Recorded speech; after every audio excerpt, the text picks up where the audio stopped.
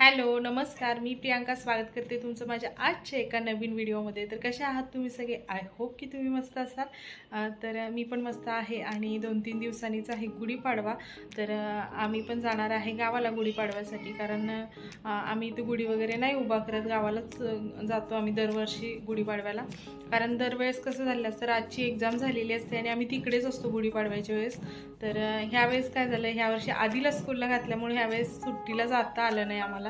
राजला सुट्टी होती आणि राज खूप मागे लागला होता की मला जायचं आहे म्हणून, पण त्याला जाता आलं नाही कारण आधीची एक्झाम झाली नव्हती अजून आणि त्याचं स्कूल होतं। मग त्याला एकट्याला पण पाठवता आलं नाही आम्हाला, त्यामुळं जायची इच्छा होती खूप, त्याला पण जाता आलं नाही। तर आता मग गुढीपाडव्याला यात्रा पण असते आमच्या इथं आणि राजला एवढं जायची इच्छा आहे ना, तर सारखं मागे लागलं की आधीच घालवलं नाही मला, असं नाही तसं नाही, असं चाललंय त्याचं। कारण सगळेजण सुट्टीला गेले आणि तर त्याला खेळायला पण कोण नव्हतं, त्यामुळे वैतागलं होतं अक्षरशः 15 दिवस। मग त्याला म्हटलं की गुढीपाडव्याला आपण जाऊयात म्हणून, तर तो सारखं मागच लागला मग जाऊयात म्हणून। तर अचानकच ठरलं मग जायचं, नाही तर हेच फक्त जाऊन येणार होते। तर परत आमच्या सगळ्यांचंच ठरलं की जाऊयात म्हणून। तर आता उद्या जाणार आहे, आज जाणार होतो पण आज दुपारनंतर एवढं ऊन लागत होतं, म्हटलं राहू दे आज नको, सकाळी लवकर निघूयात म्हणून। तर बॅग वगैरे अजून पॅकिंग केलेली नाही आहे, आता बॅग पॅक करायची आहे आणि तिकडे गावाला जायचं आहे। मग म्हटलं थोडं काहीतरी खायला वगैरे बनवून नेऊया, तर डोनट बनवणार आहे। तर डोनटची रेसिपी मी नेक्स्ट व्हिडिओमध्ये तुम्हाला शेअर करेन, म्हणजे दुसरा व्हिडिओ येईल त्या रेसिपीचा, तर तो पण नक्की बघा तुम्ही। तर आता मी तुम्हाला दाखवते, मी डोनटचे पीठ वगैरे मळून ठेवलं आहे सगळं, बॅग वगैरे पॅक करायचे आहे। पहिल्यांदा डोनट्स बनवून घेते आणि त्याच्यानंतर मग बॅग पॅक वगैरे करते, कारण सकाळी लवकर निघणार आहे आम्ही आणि आता वाजलेत 5:30 वाजलेत आता। तर पीठ मळून ठेवले, अर्धा तास झालं, तर तुम्हाला दाखवते मी पीठ मळून ठेवलेलं। आणि त्याच्यानंतर आता डोनट्स वगैरे करून झाले की मग बाकीचं बॅग पॅक वगैरे सगळं करून घेईन। तर इथं ठेवलंय पीठ मळून, हे बघा पीठ भिजलंय पण छान आता पीठ। तर आता सगळ्यात पहिल्यांदा हे डोनट्स वगैरे बनवून घेते आणि त्याच्यानंतर मग बाकीचं स्वयंपाक वगैरे पण करायचं आहे, अजून बाहेर पण जायचं आहे, थोडं बाहेरची काम पण आहेत म्हणजे, तर ते पण करायचं आहे। तर बघूयात आता कसं होते, उशीर तर खूप झाला आज। तर चला मग पहिल्यांदा आता हे बनवून घेते आणि नंतर तुम्हाला भेटते। तर डोनटचं पीठ मळून ठेवून जवळपास 1 तास झाला होता आणि पीठ छान असं भिजलं होतं। आणि मग म्हटलं पहिल्यांदा डोनट्स बनवून घेऊयात। तर मला सकाळपासूनच बनवायचे होते पण लाईट नव्हती, सकाळपासून लाईट गेली होती, त्यामुळं मला साखर बारीक करता आली नाही, त्यामुळं उशीर झाला। नाही तर मग मी सकाळीच हे डोनट्स वगैरे सगळं तयारी करून ठेवणार होते, म्हणजे दुपारनंतर। तर कारण अचानक माझं ठरलं गावाला जायचं आहे आणि मग म्हटलं जायचं आहे तर घेऊन जाऊयात करून म्हणून। आणि चॉकलेट पण थोडंच होतं, मग तेवढंच पीठ घेऊन तेवढंच केले होते डोनट्स। तर इथं आता पीठ छान भिजलं आहे, म्हटलं पहिल्यांदा हे करून घेऊयात आणि त्याच्यानंतर मग बाकीचं काय काम असेल ते करता येईल, कारण हे झाल्यानंतर परत स्वयंपाक, त्याच्यानंतर बाहेर पण जायचं होतं आणि बाकीची कामं सगळी, म्हणजे एखादा पदार्थ करायचं म्हटलं तर त्याच्यात वेळ जातोच आणि तो शांतपणे व्यवस्थित केला तर छान होतो। घाई गडबड करून असे पदार्थ केले तर ते मग व्यवस्थित होत नाही, त्यामुळे इथं माझं चाललं होतं व्यवस्थित शिस्तीत असं करायचं। पण छान झाले होते, अगदी मस्त झाले होते डोनट। तर फुगलेत पण किती छान बघा डोनट्स।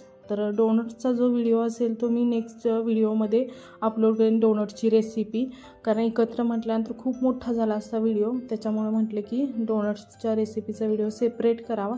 तर इथं पटकन आता डोनट्स बनवून घेते।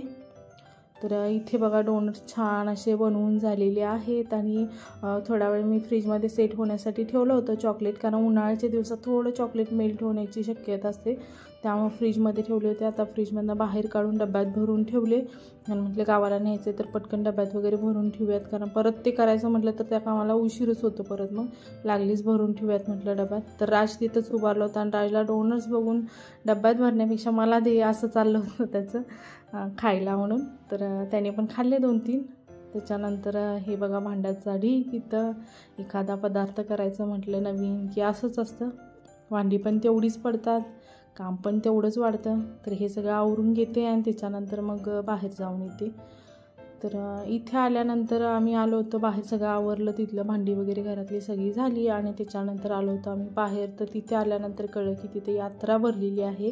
तर आमचं काम होतं थोडंसं, तर ते केलं आणि त्याच्यानंतर मग थोडंसं यात्रेत फिरूया म्हटलं. म्हणजे आधी काय ऐकायलाच तयार नाही, त्याला बघायचं होतं काय काय आहे यात्रेत, म्हणून म्हटलं थोडा वेळ त्याला दाखवूया यात्रा. तर खूप गर्दी पण होती आणि संध्याकाळचं टायमिंग होतं आणि मोठी भरली होती यात्रा तिथं. म्हणजे सगळ्या प्रकारच्या वस्तू होत्या तिथं, कोणती वस्तू नाही असं नाही, सगळ्या वस्तू होत्या यात्रेमध्ये.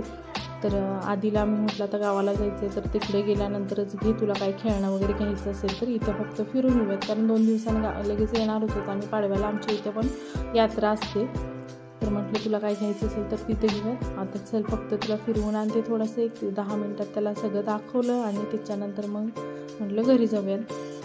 आणि पोरांना यात्रा खेळणी बघितले की बघा लगेच पाहिजे असते. म्हणजे ते खेळणं तेवढ्या 5 मिनटापुरतंच असते खेळायचं, पण ते पाहिजे असते. तर इथं त्याला थोडंसं दाखवलं, इकडे तिकडे फिरून बघ म्हटलं.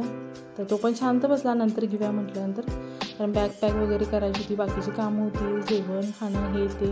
तर त्याच्यानंतर आलो घरी. तिथून यात्रेतून आल्यानंतर मग जेवण वगैरे झालं आणि त्याच्यानंतर मग म्हटलं बॅग भरून ठेवूयात. तर हे 10-10:30चं टायमिंग आहे तेव्हा मी बॅग भरली. आणि इतर आधीचं चाललं होतं रडायचं की आत्ताच जायचं आहे आपण, उद्या सकाळी नाही, म्हणून तो रडत होता तिथं.